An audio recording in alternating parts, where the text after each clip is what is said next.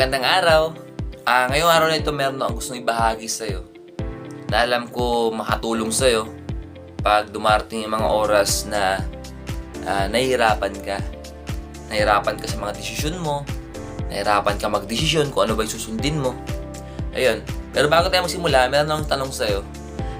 Meron na bang napagsabi sa'yo na sundin mo yung nilalaman ng puso mo?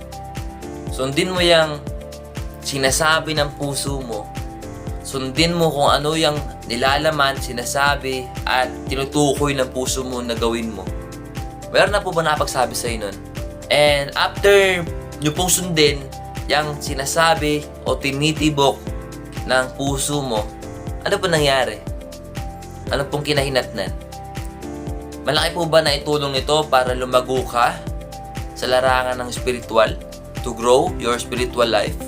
O malaki ang naitulong nito para madurog, masira, at masaktan yung puso mo?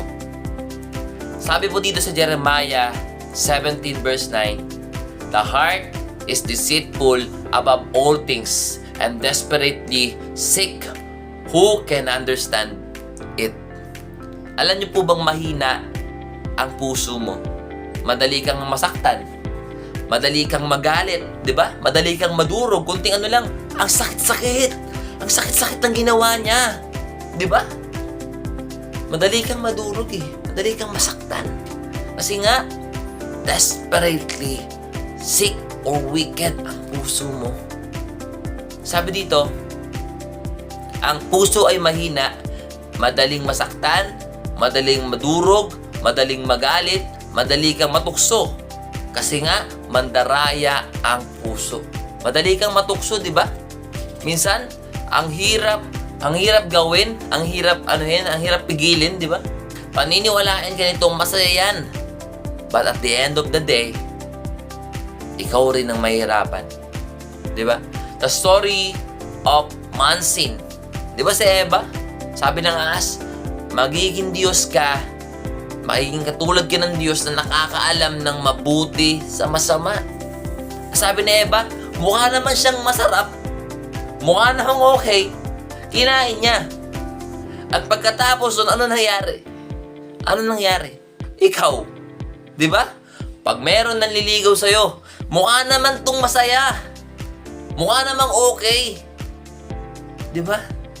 Mukha namang nakakilig. Lord, nakakakilig siya eh. Di ba? Lahat ng effort niya, Lord, nakakakilig. Di ba? Nakakakilig eh. Inuuna mo pa yung kilig mo kaysa dun sa conviction ng Panginoon. Kailan mo maunawaan na kailangan mong sundin ang kagustuhan ng Diyos sa buhay mo? Di ba po? Kailangan mong maunawaan kung ano ang kalooban ng Diyos sa buhay mo.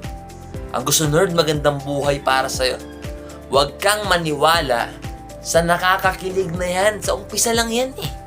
Sabi nga dito, huwag mong paniwalaan yan nakakakinig na salita sapagkat sa umpisa lang yan. Sa umpisa lang yan, kaibigan. Kung nakakakilig man ang mga salita niya, kung nakakakilig man ang mga effort niya, sa umpisa lang yan. Dahil darating at darating ang panahon na mawawala yan. Ang tanong, kailan mo huling sinunod ang sinasabi ng puso mo at kailan ka huling nasaktan dahil sa pagsunod nito? Kailan? Pero kung sasabihin mo, bro, okay naman eh. Mukha namang okay, mukha namang masaya, nakakilig eh. Di ba? Mukha namang mahal na mahal ako eh. Pero ang tanong, yan ba yung sinasabi ng Diyos sa buhay mo? Kasi kung hindi, kasi kung sinusunod mo lang yan nilalaman ng puso mo, uulitin ko lamang po sa'yo, no? Uulitin ko lang sa'yo, ang puso ay mandaraya at lubhang mahina. Mahina ang puso mo. Kaya kung patuloy mo lang susundin yan, kung patuloy mo lang gagawin yung sinasabi ng puso mo, at hindi mo i-acknowledge yung sinasabi at plano ng Diyos sa buhay mo, patuloy ka lang masasaktan. Patuloy ka lang iiyak, patuloy ka lang luluha. Ang sakit-sakit! Ang sakit-sakit ng ginawa niya, mahal na mahal ko eh. Pero kasi nga po, hindi yun ang kalooban ng Diyos sa buhay mo. Ang gusto ni Lord, masaya. Ang gusto ni Lord, ito yung tao na yon, yung mahal na mahal ka. Huwag mong piliin yung mahal mo. Ang piliin mo, yung mahal na mahal ka dahil yon ang pinibigay ng Diyos sa buhay mo. Piliin mo yung taong mas mahal ng Diyos para patuloy ka rin niyang mahalin. Yun lang gusto kong ibahagi sa'yo. Sana po nakatulong. Sana nakatulong. At kung gusto niyo pa makarinig ng salita ng Diyos, can you like and follow this page for more updates? Yun lamang po. God bless.